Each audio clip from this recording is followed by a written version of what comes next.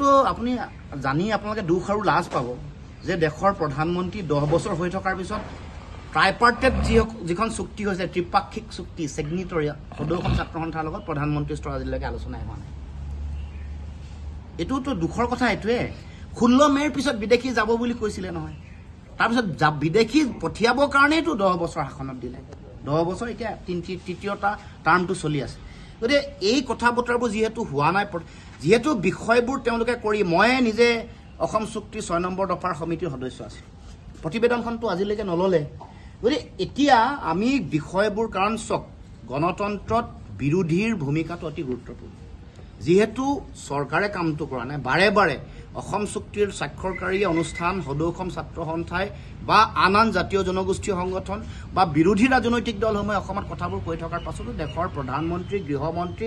অসমৰ মুখ্যমন্ত্ৰী দুগৰাকী মুখ্যমন্ত্ৰী হ'ল তেওঁলোকে কামবোৰ কৰা নাই গতিকে আমি বিৰোধীৰ পক্ষৰ পৰা বিৰোধী দলপতিগৰাকীয়ে যাতে বিষয়বোৰ সংসদৰ মজিয়াত বুজাব লাগিব ক'ব লাগিব যে অসম সংকটত আছে